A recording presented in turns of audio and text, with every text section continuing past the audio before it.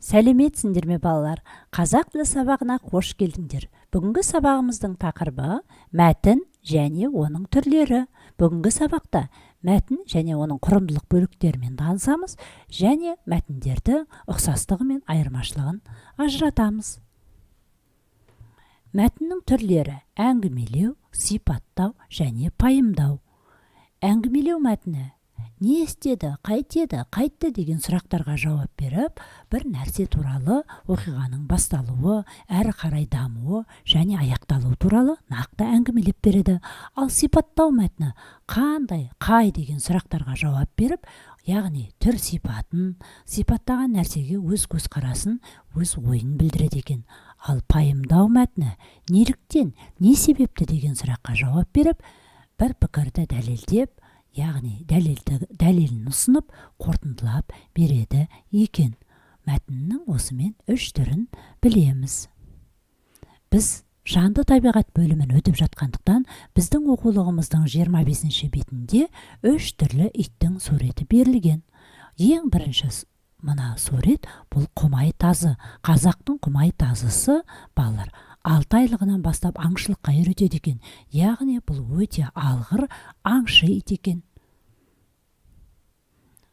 Мына суретте бейнеленген неміс овчаркасы. Ол өте ақылды, қырағы және иесіне берілген ит екен. Бұл иттерді күзетте және полицияда, әскери жұмыстарда пайдаланады және көзі көрмейтін адамдарды жетектеу үшін, қажетті жеріне апару үшін де пайдаланады екен. Орта Азия овчаркасы өте ерте кезден қой отарын жыртқыш аңдардан қорғау үшін қолданатын, пайдаланылатын, яғни өте мықты ит екен. Бұл иттің бір ерекшелігі ауа райы қатты өзгеретін, ауа райы қатал жерлерде де төзімді ит екен. Яғни біз жанды табиғат бөлімінде иттердің түрлерімен таныстық. Біздің оқулығымызда ит жақсы дос және ит деп аталатын 2 мәтін берілген. Алдымен осы мәтіндермен танысайық, содан соң екеуін салыстырайық, қандай ұқсастығы және айырмашылығы бар.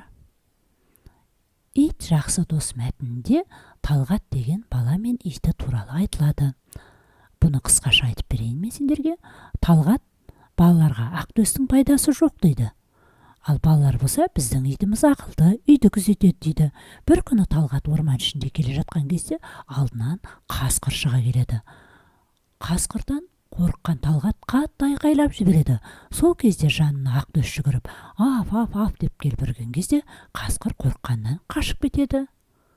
Талғат содан соң ақтөсті екеуі дос болыпты. Ал екінші мәтінде ит адам баласының ең бірінші қолға үйреткен жануар екен. Ол адамға өте үйірсек. Иттер жоғалған нәрсені табуға да қабілетті. Олар үй жайды өте жақсы күзетеді. Ал енді ойланып көрейік. Екеуі қандай мәтін түрлеріне жатады? Ұқсастығы және айырмашылығын табайық. Ойланайық кішкене. Ойланып болсақ, келесі слайдқа назар аударайық. Вен диаграммасына салыстыратын болсақ, екеуінің ортақ қасиеті екеуі де мәтін. Бірінші мәтін дұрыс айтасыңдар, сендер жақсы таптыңдар деп ойлаймын. Әңгімелеу мәтіні екен, яғни көркем мәтінге жатады екен. Ал екінші мәтін сипаттау мәтін. Нақты фактілер берілгендіктен ит мәтіні сипаттау мәтініне жатады екен. Енді мына толықтыру тестімен жұмыс істейік. Бір нәрсе жайында хабарлайтын мәтін қалай аталады екен? Зат немесе құбылысты суреттеп сипаттайтын мәтін қалай деп аталады екен? Оқиға құбылыстардың себептері түсіндірілетін, дәлелденетін мәтін қалай деп аталады екен? Ойланайық балалар. Жақсы, ойланып болсақ, жауаптарыңды салыстыра қойыңдар. Дұрыс жауапты тапты деп ойлаймын. Яғни бүгінгі сабақта біз әңгімелеу, сипаттау, пайымдау мәтіннің өзіндік ерекшелігімен таныстық. Бұл туралы ешқашан ұмытпаймыз деп ойлаймын.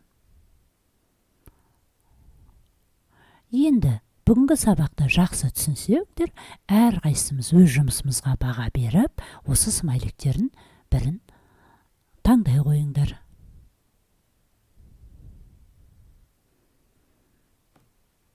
Дәптерімізді ашып, көркем жазумен қыркүйектің 17-сі мәтін түрлері деп жазып, және 3 түрлі мәтіннің түрін есте сақтау үшін жазып қоюға да болады дәптерге.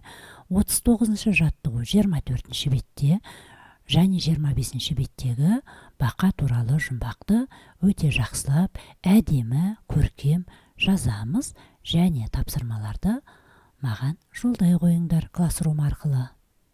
Қош сау болыңдар балалар, келесі кездескенше.